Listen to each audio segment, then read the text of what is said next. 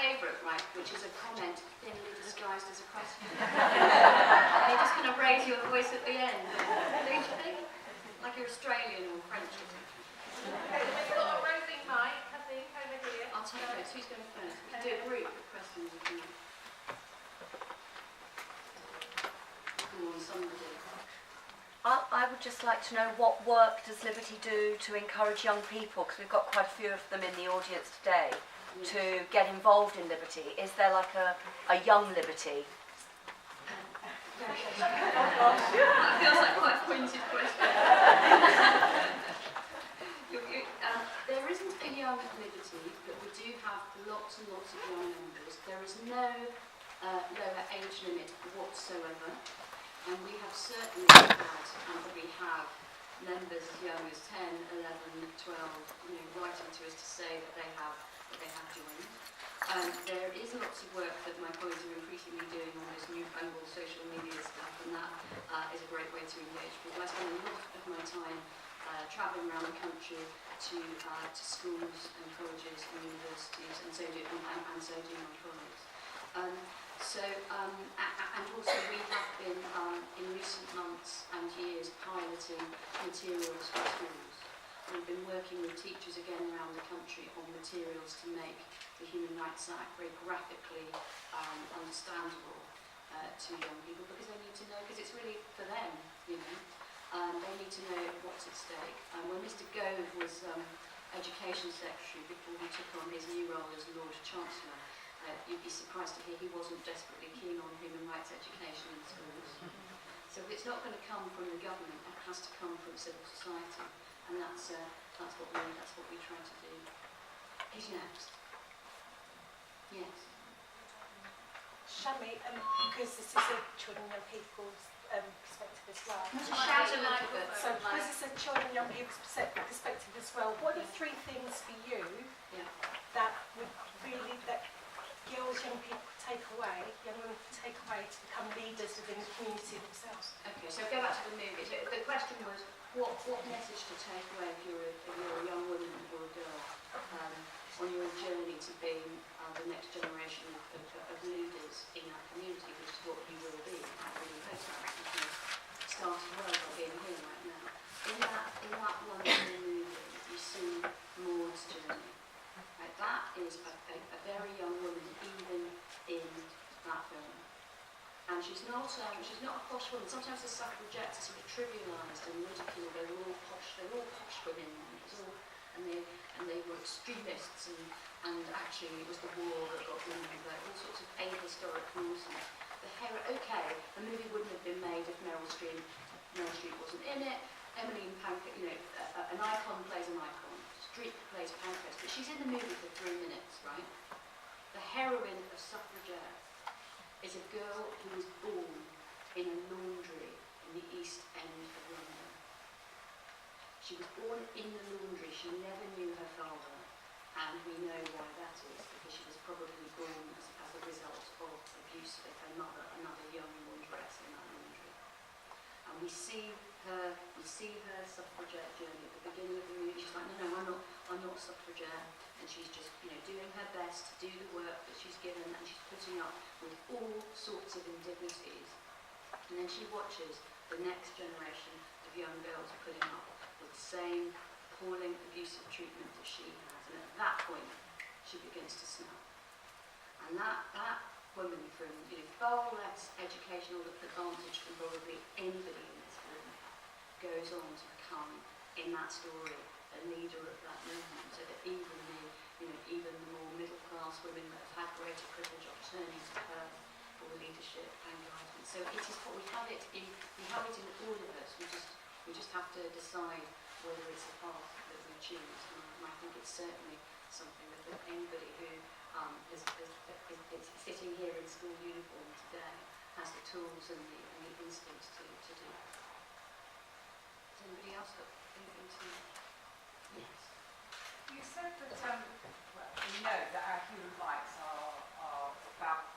Sorry, you said that our human rights are the thing that we need to really concentrate on challenging. What suggestions do you have? I mean, are there campaigns already out there? Is it letter writing? Is it involved in debates so that you can let your friends and colleagues know. Can you tell us what there is at the moment that we can participate? And also, can you just tell us how we join Liberty? Yes, thank you. You're asking an incredibly helpful question. So the easiest way to join Liberty is to type Liberty Human Rights into your favourite search engine. And I say type Liberty Human Rights because there's some sort of smart department store on Piccadilly. I don't need to get distracted. So you type Liberty Human Rights and we pop up, and then the best and easiest thing for everybody is you join online. And the way that we campaign is, as you probably detected from my talk, a combination of a test case litigation that we bring in the courts, and pick cases that we think are going to advance the campaign, both in law but also in the popular consciousness, to get people to think differently about the importance of their human rights. We do media work, we do parliamentary lobbying, and if you join Liberty, one of the things that we will ask you to do probably is to tell us who your MP is, and we will tell you where they are situated in terms of their views on this stuff. We will, give you materials and ammunition with which to write to them, to go and see them in their surgeries and so on. And you will be sent lots of information about different ways that you can participate in different campaigns. But the big one, the existential Liberty campaign at the moment, is called Save Our Human Rights Act. And that is the one, most of all, that I urge you all to get involved in if you join Liberty, because it's the one from which everything else flows. If we lose that basic protection, it will be so much harder to do all of our other work. And look, our human rights campaign, they're not not rights for this person or that person or whatever, but I will also say to you that from where I'm sitting in 2015, gender injustice is the greatest human rights abuse on the planet. And I don't say that lightly, because I'm not into a competition for victimhood, but that is literally my view, because I think it is like an apartheid, but not in one country and not at one time. It is global and it is millennial. And so it is women who need their human rights protection and activism more than anyone else.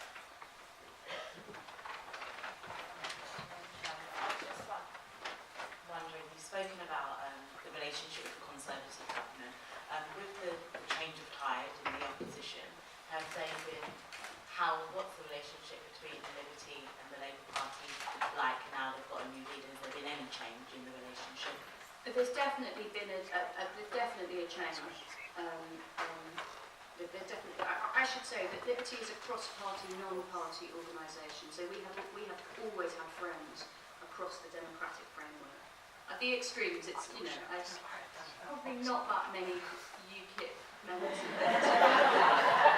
I don't know. It might be one or two. So we're cross-party, non-party, and we do. I want to tell you that there are rebel Tory MPs who are with us on this. There are rebel Tory MPs who would not disagree with pretty much anything that I said when I was defending the Human Rights Act. But we need a lot of them if we're going to win. And on this, the Labour Party is now completely silent. Now, I know that there are debates to be had about the new leadership and Jeremy Corbyn, and yes, it would have been nice to see more women in the top jobs, etc., etc. But he does have an exemplary voting record on human rights issues. That is clear. And even the Andy Burnhams and the Charlie Faulkners, the people of a bit more New Labour, have now in this moment become much more solid in their defence of the Human Rights Act. So it is a moment of great opportunity, I think, for Liberty, and it's sometimes strained relations with the Labour Party, which go back to when New Labour was in government for all those years doing not so great things, like interning people without charge and slashing legal aid. So now you're right, it's a moment of enormous opportunity for cohesion and dynamism and solidarity, not least because the trade union legislation that's currently going through is another great affront to civil liberties. And it's public sector workers, who of course are mostly women, who are going to suffer the most from that spiteful piece of ideological legislation. So it is a really important moment for us in terms of galvanising opposition to the spread of human rights. Perhaps it's time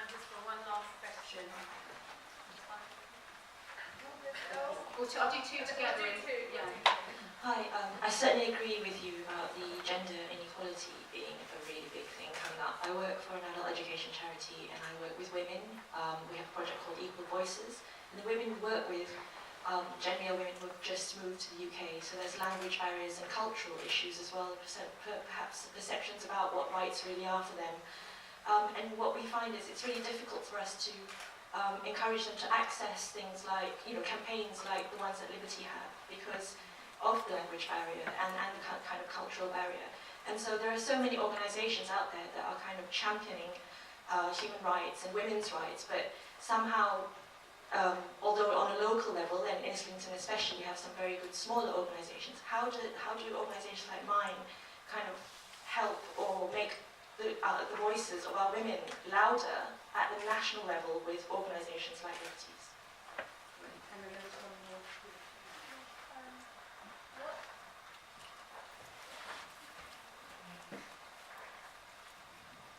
What sort of advice would you give young women who want to become something in the future but face obstacles such as sexism?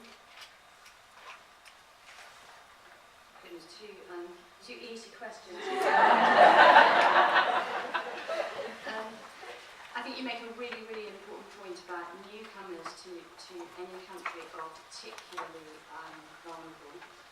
They are vulnerable anyway because they are overtly discriminated against in law, sometimes in not being allowed to work, in the services that they aren't allowed to access, particularly at this moment. And then there are the psychological barriers. I have a friend, a wonderful young woman called Melton After, who was detained in the Isles Wood as a teenager and subject to all kinds of indignities. And she's now the most, if she were on this stage, she'd be the most articulate example to these young women about how you can overcome adversity and stand up for other people. But when we speak privately, she talks about how hard it is when you have been a refugee to stand up and speak for yourself as opposed to other people. The embarrassment, about feeling that you're entitled to anything. You've been treated very badly, whoever you are. It's very hard to believe that you actually deserve something better. And so I think you're probably doing the right thing by working at the grassroots level, but sometimes people need to build a confidence at the grassroots level and be nurtured before they can be sort of catapulted into the national public spotlight. But then, we at Liberty are certainly happy to work with any grassroots or local groups on things like test case litigation and other platforms that are trying to give people more of a voice. And we've done it in different ways over the years, including arranging for people to go to Parliament and give evidence, or arranging media work. There are things we can do to help if you get in touch with us. And so to the young woman who's going to be Prime Minister one day, that has to deal with a little bit of sexism first. I know it's hard, but the secret is solidarity. It's an old-fashioned word, but it's a really good one. And again, if you watch my favourite movie, you'll see that is what gives the individual the strength. When you know that it's not just you, when you're facing discrimination and downright abuse, it can make you feel really isolated and alone when someone's telling you you're just a woman or you're just a girl or you're just this. And that actually happens to Maud in the movie. I keep spoiling it, but there's wonderful exchanges between Maud, our heroine, and a policeman. She's arrested many times, and you see a dialogue between the two of them. And she's told repeatedly that no one's going to listen to her. But what the movie offers as an answer to your question is armies of women marching together and the experience of women coming together and standing side by side. And that's really ultimately where we draw our confidence from. And I suppose that's my best advice to you.